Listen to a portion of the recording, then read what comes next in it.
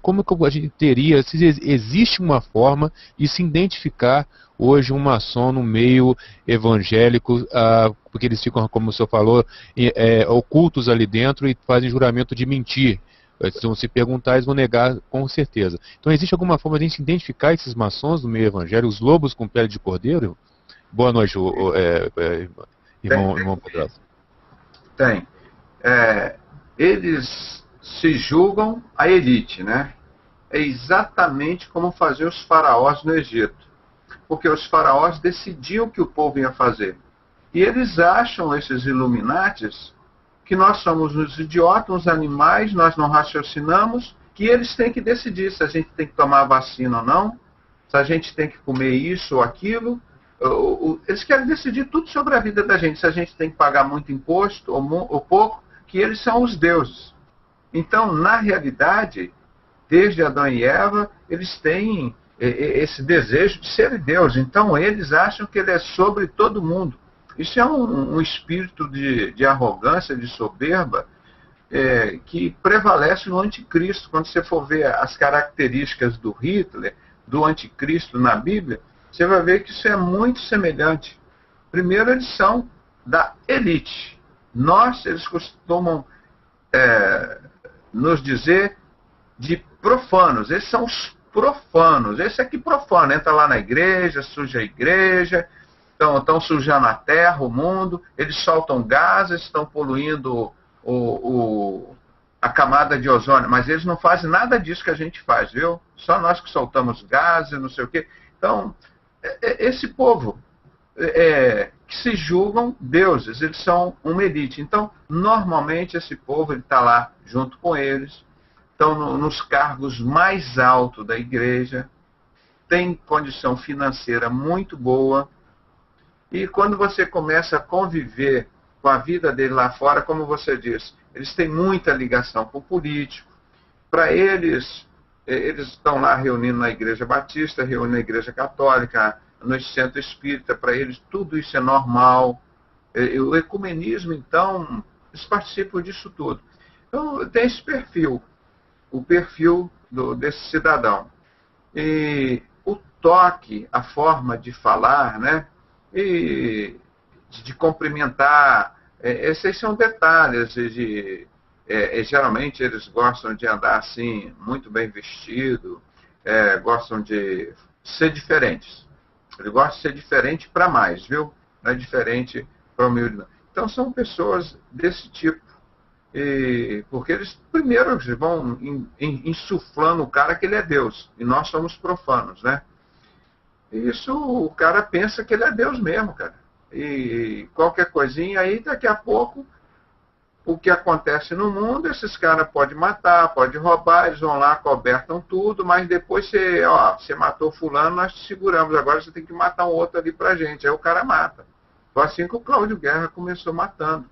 Olha, você roubou aquele negócio lá e nós te cobrimos e pegamos a culpa. Agora, desviou um dinheiro lá da igreja, você tem que levar essa culpa, a gente vai levar isso adiante, que você não vai dizer que foi o pastor. Então foi você, porque ele pegou essa grana aqui, vamos dizer, faliram a Juerp, e ninguém pode saber, foram 21 milhões de reais e como é que vai fazer isso? Então você vai enrolar o processo, não sei. Então esses caras trabalham assim, é um fazendo serviço sujo para o outro.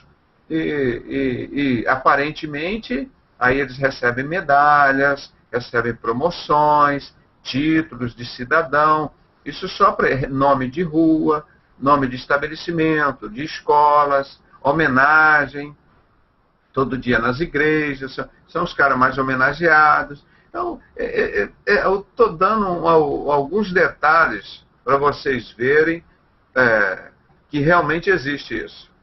Existe. Né? Infelizmente, existe, e eles acham que, estando dentro da igreja, estão dentro da loja maçônica. Porque lá dentro da loja maçônica, essa hierarquia, eles têm que obedecer. O grau 17, falar para o grau 15, alguma coisa lá, o cara tem que estar. Essa escala é igual uma escala militar, né?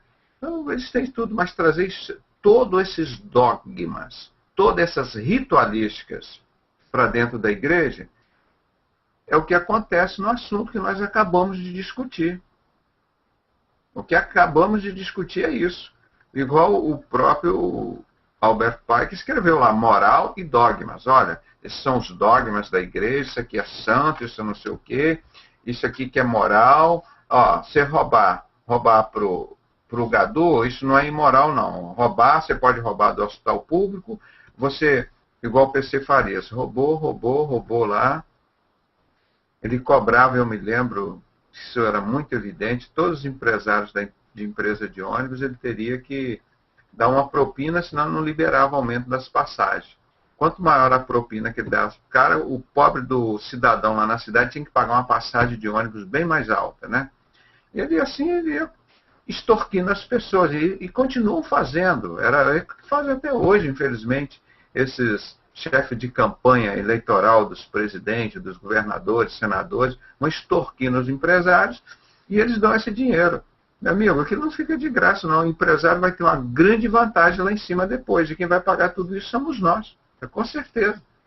Não é o governador, não é o presidente. Então, o PC Faria, ele roubou, mas ele não devolveu para a maçonaria e mataram ele. Entende? Então, esse tipo de pessoas, então, envolve essas corrupções na igreja, tudo lá. Você não viu a brigaiada que teve na Assembleia de Deus, lá na Convenção do Espírito Santo? Fica um querendo engolir o outro, porque se fosse para pregar o Evangelho, para dar todo o seu dinheiro para os pobres, vamos ver, aí o cara, não, eu que quero dar o dinheiro meu todo para os pobres, não, eu que quero dar minha fazenda, meu avião, meu carro para os pobres. Ninguém estaria brigando. Os caras estão lá brigando, é porque o interesse eles estão querendo tirar para eles. Isso é uma forma já tão natural para eles, para a gente isso é estranho, né? Então, esse tipo de pessoas dentro da igreja que cria esses dogmas, né? Criam essas ritualísticas e acaba se afastando das coisas de Deus, porque o Evangelho é uma coisa simples. Jesus disse, que nós comentamos agora há pouco, os verdadeiros adoradores adoram o Pai em espírito e em verdade. Onde estiverem 2 ou 3 reunidos em meu nome, ali eu estarei. Então o Evangelho é simples. Deus diz, olha, eu só vou estar, como era no passado, no tabernáculo uma vez por ano. Vocês vão ter que reunir, vão sacrificar um cordeiro, tem um lugar de lavabo, tem um local dos santos, tem um santo dos santos. Aí o Espírito Santo vai descer lá, o Shekinah, meia hora, 1 hora, 2 horas lá, depois volta para o céu e pronto, acabou. Quer dizer, isso no passado tinha, depois que Jesus veio, acabou toda essa ritualística, ele quebrou, rasgou o véu, esse regime da lei. Hoje nós vivemos pelo regime da graça, do amor, do perdão. Você vê como ele soube julgar com tanta sabedoria, tantos casos aqui na terra. A mulher que estava sendo apedrejada lá, aí ele chegou a defender uma prostituta, ele curou um cego. Então, todo lugar onde ele chegava, esbanjava a sabedoria. Os 12 anos reunido com os doutores da lei, quando ele chegou lá dentro da casa do Senhor, fazendo aquele maior comércio, como se faz hoje. Aí ele chegou e não teve dúvida nenhuma. Isso aqui é a minha casa, é casa de oração. Tira isso tudo para aqui, seus vendedores de pombinhas, de cordeiro, de não sei o quê. Vão procurar a turma de vocês, vão embora. Virou a mesa e botou o pessoal para correr. Então, essa coisa hoje ainda existe na igreja e muito mais, eu acho que pior do que nos tempos de Jesus. E virou um comércio. Então o cara vai dizer, olha, eu vou fazer um ministério, primeira coisa que o cara procura, olha, não quero trabalhar, não quero estudar, agora eu só vou vender o evangelho. O cara está eu estou falando isso com algumas exceções, não estou generalizando. O cara está lá no mundo do crime, mata, rouba, não sei o quê, não quis trabalhar, não quis estudar, não quis enfrentar a vida, não quer. Aí o cara vira bandido. Depois a vida de bandido está ruim, ele vira crente. Se converte. Aí o que ele vai fazer dentro da igreja?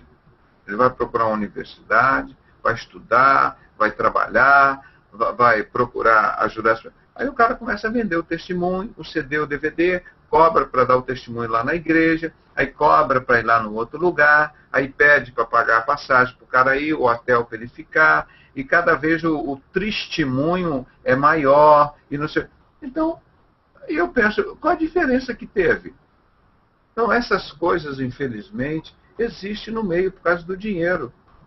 E se fosse só pregar o evangelho de graça, receber de graça, dai, meu irmão, você não teria o autêntico pastor aqui da Bíblia, acho que não teria uns 10% desses daí.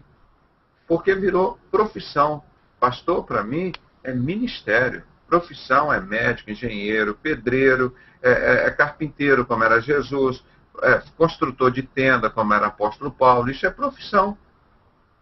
Agora, o cara chega ao ridículo, como nós mostramos ontem, de pegar uma toalhinha e vender o suor dele.